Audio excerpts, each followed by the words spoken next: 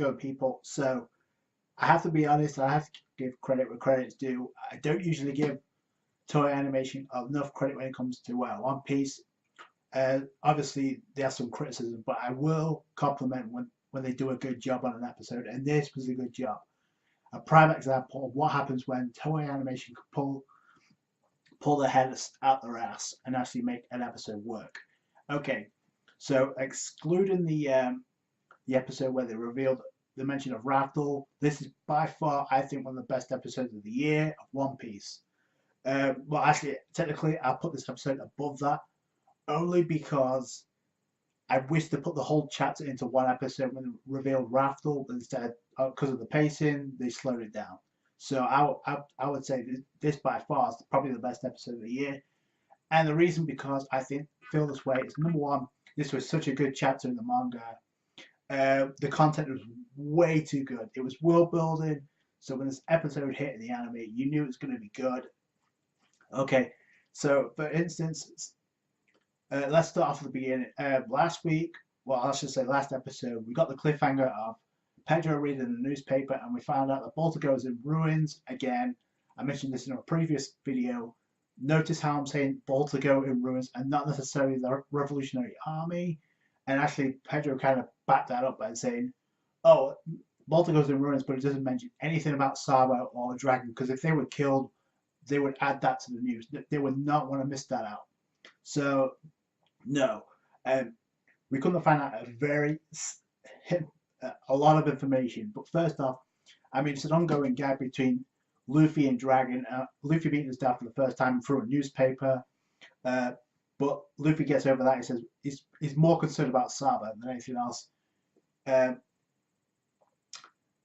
we find out that what really went down, Blackbeard went into town. We know Burgess gave Blackbeard the call.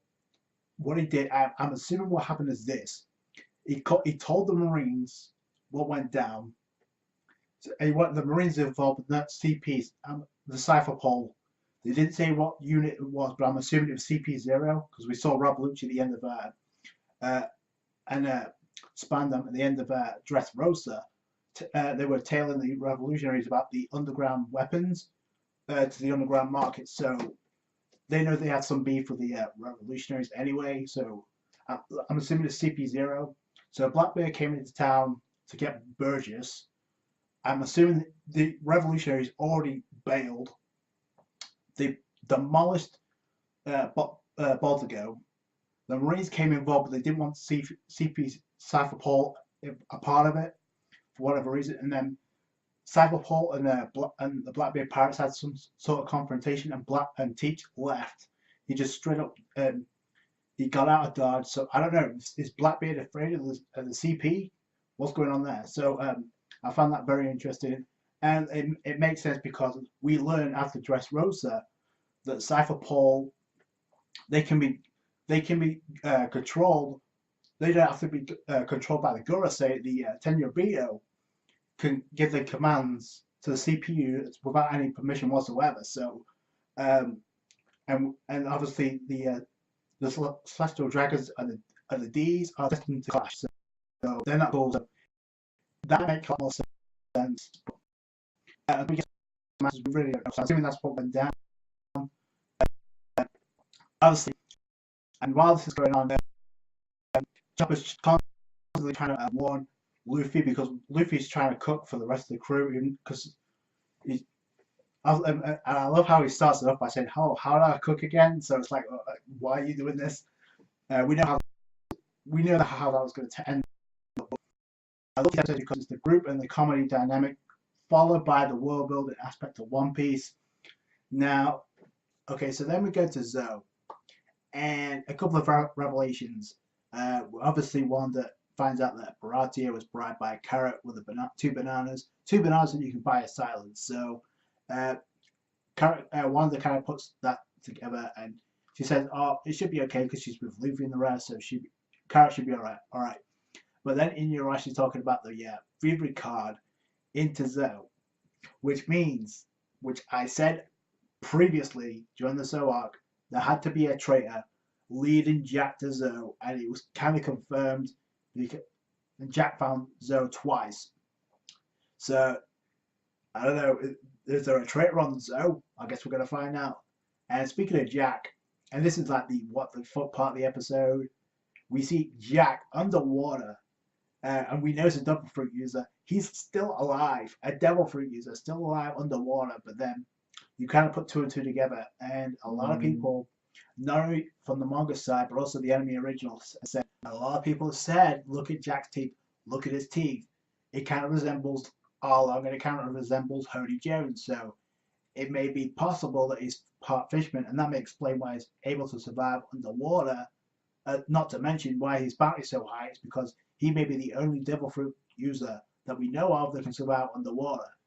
Then we go to Wano, and we know that's Wano because we've seen that island before, that Drake Long.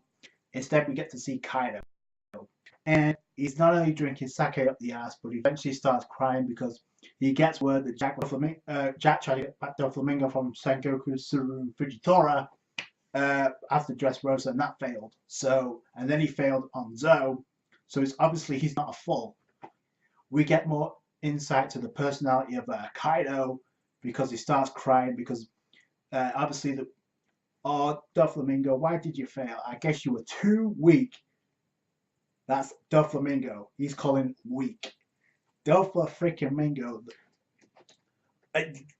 You know you're a beast when you're calling somebody like Doflamingo a scrub off this piece of shit. And it's like he was calling out the Luffy and Law, they're part of the worst generation, and they think they're hot shit. So let's ask somebody else from the worst generation who tried their hand, and look what happened. Oh, kid! And what it means when you go up against a Yonko. He thought he could take on Shanks. Hell to the no. Kaido raped his ass, and now he's behind bars. I didn't see Killer there, and I didn't see Kid. And I'm pretty sure if Killer was around, he wouldn't abandon Kid. So I don't know where he is. As for Hawkins, well, I don't know. He may be a Kaido's personal scarecrow, but we know where Pooh's allegiance lies. Yes, Lord Kaido.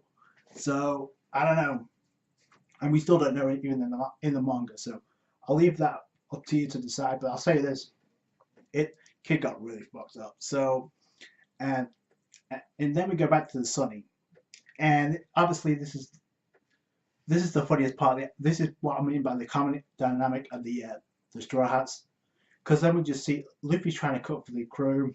We knew this was going to turn into a disaster. So you kind of know where I stand on this episode. I think it was the best episode of the year. If you agree or disagree, place your comments down below. That's it from me. Thank you so much for watching. Again, darn good episode of One Piece. We're heading to the filler next. Obviously for the Marine Rookie arc. And then after that we can look forward to the Whole Cake Island arc. And can't wait for that. Place your comments down below. Let me know what you think. If you enjoyed this review, give it a thumbs up. I appreciate that. Don't forget to subscribe to the channel for more One Piece. Comment, rate, subscribe.